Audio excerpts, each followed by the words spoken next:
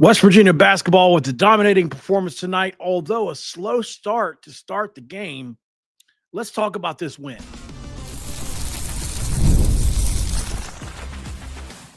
You are Locked On West Virginia, your daily podcast on the West Virginia Mountaineers, part of the Locked On Podcast Network, your team every day. What is up, guys? Welcome back in. My name is Mountaineer Paul. I am your host. Welcome back into Locked On West Virginia, where we're talking Mountaineer hoops tonight, a little bit of recruiting stuff at the very end. But yeah, let's start with hoops, obviously, with the win against Coppin State tonight. Pretty dominating win when you look at the final score. But did you watch the game? That's the question. If you're like me, I watched about every bit of it except for the last 5 or 6 minutes because I had to get this ready. So we'll talk about that. We're going to obviously talk about recruiting. Like I said, best bets. Who are some of the best bets in this recruiting class? You've got everything from JUCO to obviously just no.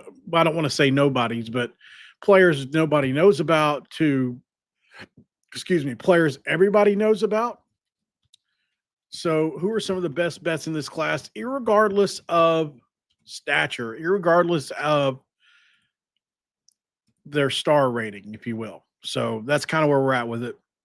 Thanks for making Locked On West Virginia your first listen, for being a part of the Locked On Podcast Network, where we talk about your team every single day.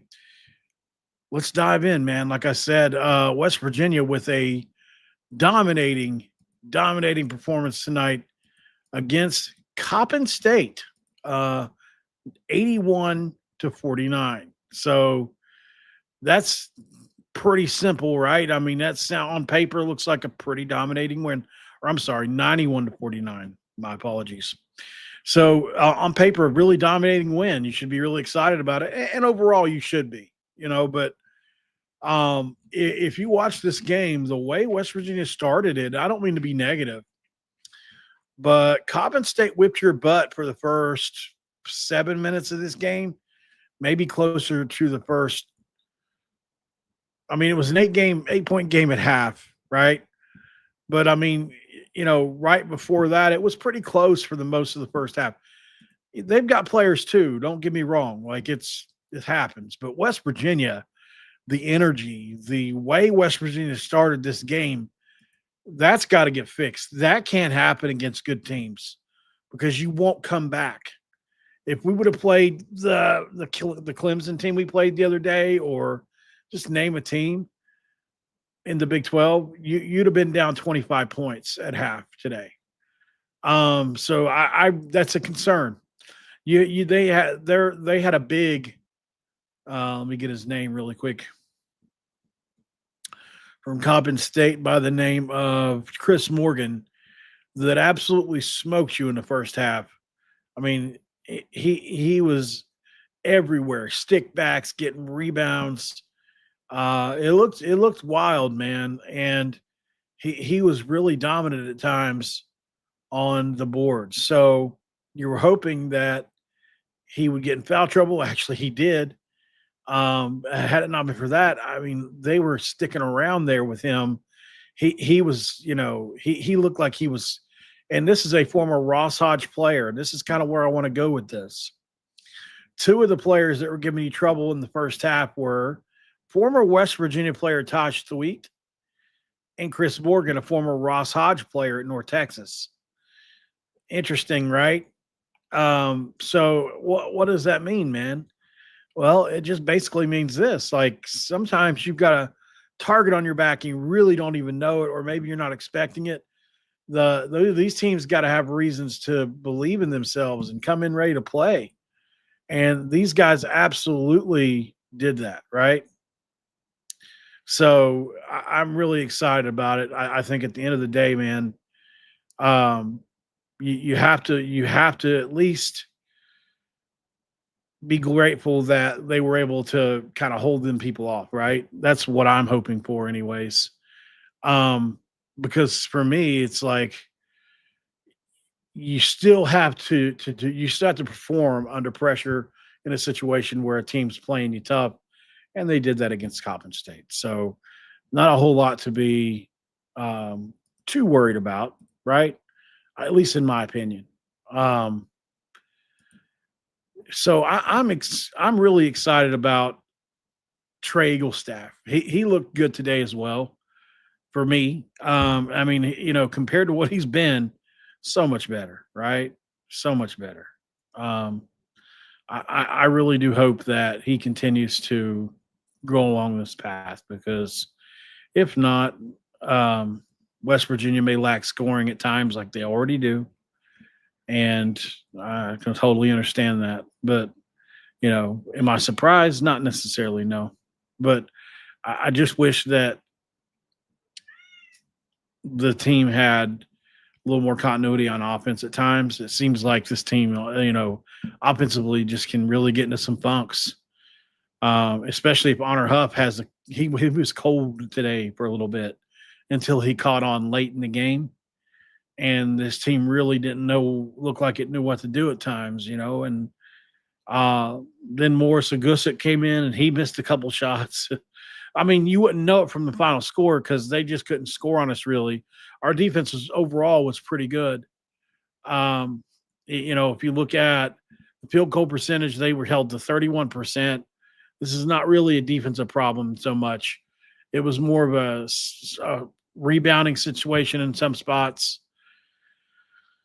You hold them to 3 for 14 from 3, so that's a great improvement from the Xavier game. Overall field goals 31.5%. So free throws 12 of 17, which is right around 70% for them. You unfortunately just cannot get off the snide with the free throws if you're West Virginia. 60% from the free throw line again today.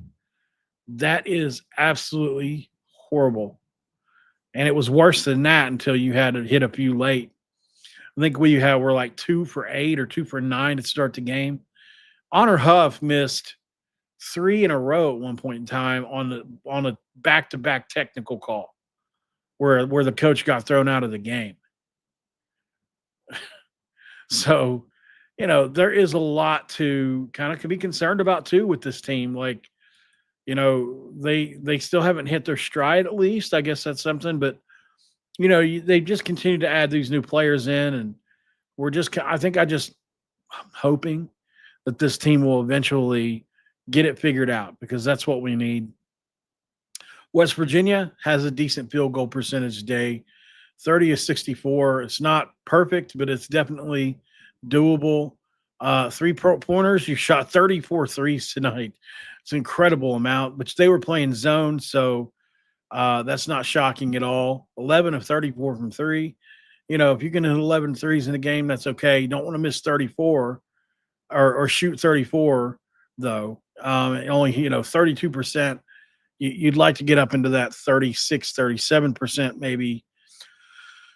So instead of 15, 11 to 34, maybe you could be 14 to 34, 15 to 34 would be a little bit better. You'd have a much better shot at winning most games. Rebounds, you win. Well, you were losing them early, so that's a good sign. 45 to 36. It was close. You dominate in assists. You dominate in turnovers. You turned them over 15 times. You had 9 steals. You had 7 blocks in this game. You dominated the points in the paint. So there were a lot of good things today, too, from West Virginia. I just think you have to figure out a way to stay out of these slumps that you go in on offense. And we'll see if they can continue to do it. Sometimes it's Chance Moore. Sometimes it's Honor Huff. Sometimes it's Trey Eaglestaff. That's the good thing about this team. Did we have I didn't even pay attention to this. Did we have another new leading scorer tonight? Would it be like our 8th in 9 games? Let's see. What was our leading scorer today? West Virginia's leading scorer was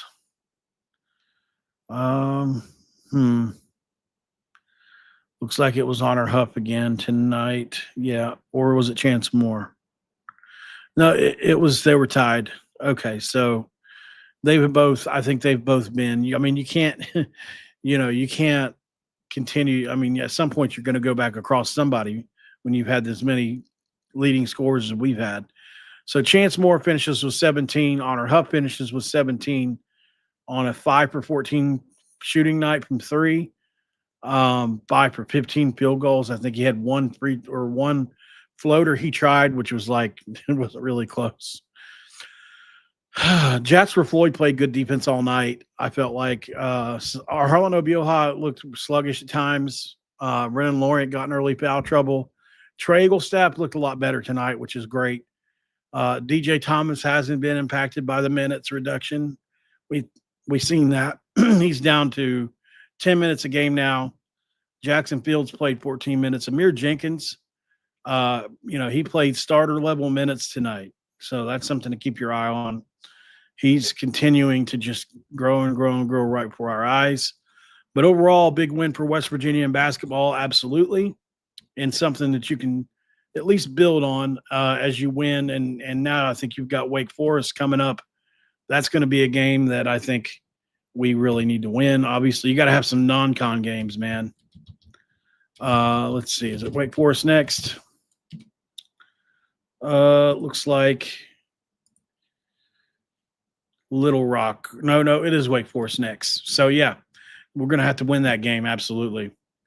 Let's go to break. We'll come right back and give a little update on recruiting, our best bets. Who are some of the best players to watch for in this upcoming class that maybe isn't the blue blood name, right? We'll be right back. Talking about FanDuel on this episode of Locked On West Virginia. NFL Sundays move fast. One big play, and suddenly everything feels different. That's why making live bets and betting with FanDuel is so exciting. You're not just watching the game, you're reacting to it in real time. With FanDuel, you can place bets as the action unfolds, every drive, every momentum swing, every highlight, and every moment. Live betting is best when the game starts to shift. A receiver gets hot, the defense tightens up, a momentum happens to flip from a turnover. FanDuel lets you jump into the moment. That's what's cool about it. Live spreads and money lines adjust instantly as well. Player props update as guys heat up, and you can bet your next touchdown scores, drive results, totals, and more. It keeps you locked on into every snap, every drive, and every possibility. So if you want to be right in the middle of the action this season, visit FanDuel.com and place your NFL bets live all season long. FanDuel. The game moves fast, and so can you.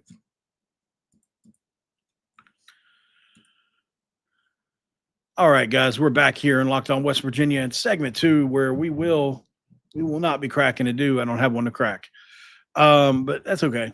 We're excited to talk about some recruiting on this one here, because obviously, if you haven't seen, we've done multiple recruiting videos today. What a day, right? I mean, they're literally the greatest class in the history of the school. Can't say that with enough excitement. Kevin Brown, Matt Sieg, Mari Latimer, Keon Hutchins, all 4-star players for the most part. Kedrick Triplett, is, from by most accounts, the number 1 wide receiver in all of JUCO. Very excited to see him, as well as Keon Hutchins, who was the number 3 or 4 in JUCO. So West Virginia was like getting kids at the top on pretty much every list that I could see, at some level. I mean, obviously you didn't get any 5-star players, but I mean, you got as close as you can get with Kevin Brown, in my opinion, anyway. Okay, so some players to look at as far as, Kevin Brown goes without saying. He's probably going to start next year at West Virginia. At least a lot of us feel that way. He's going to have a chance to. Matt Sieg is going to see Matt Sieg's going to see the field early. I do think Amari Latimer is going to be a starter as well at some point in time early in his career. So, but outside of the obvious names, who are some guys that you can see or look at and say, okay, I'll keep my eye on him. I'll keep my ear to the ground over them. I'll give you a couple names that I like. West Virginia brings in 45 commitments today. Pretty insane. Average distance, according to On3, is 785.7 miles. So that's crazy. Nationally ranked recruiting class in both 247 and Rivals now at 23rd on three in the rivals. I don't know what 247 ended up as. I could go check, but it's really not that relevant. So let's jump into a couple guys here.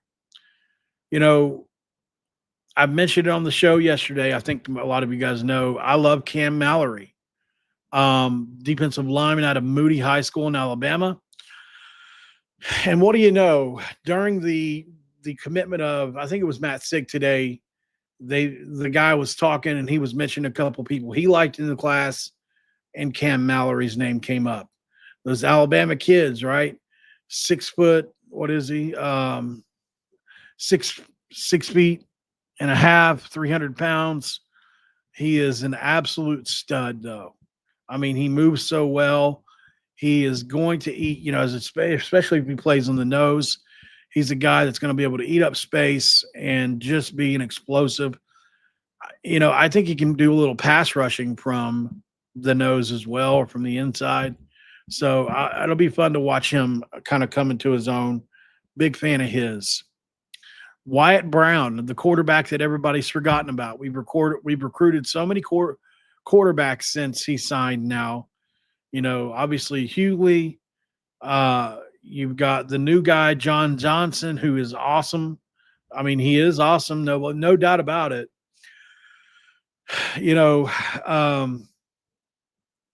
There was rumors of potentially somebody else coming in, but Wyatt Brown still signs his letter of intent.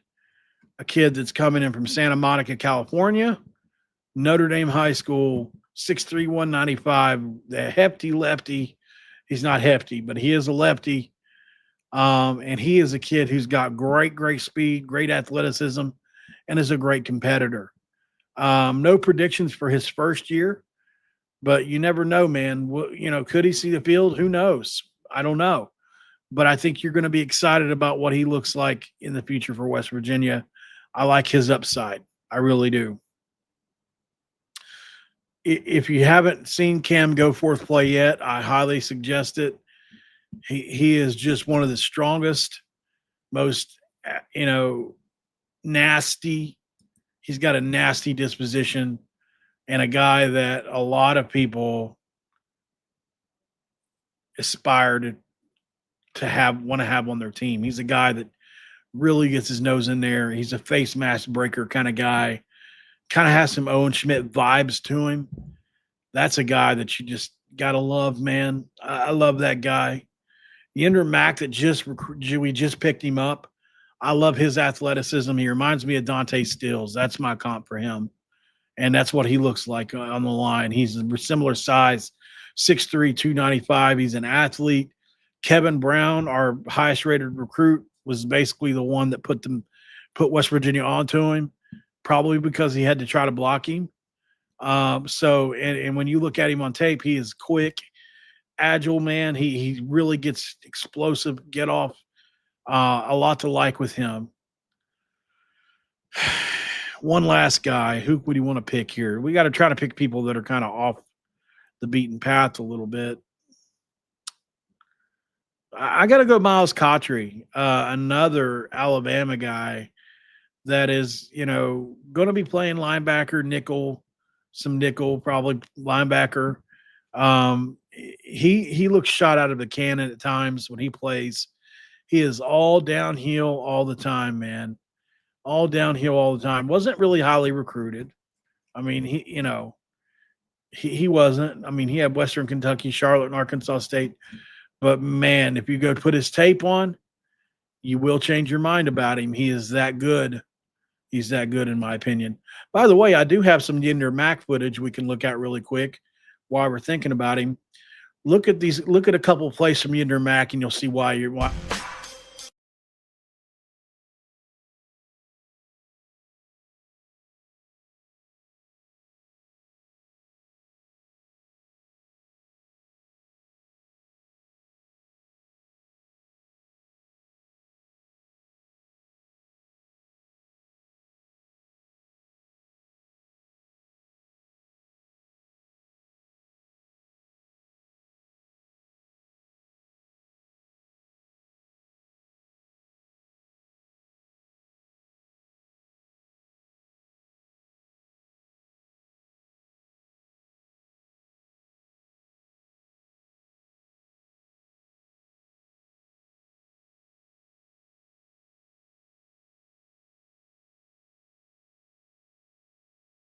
you're down.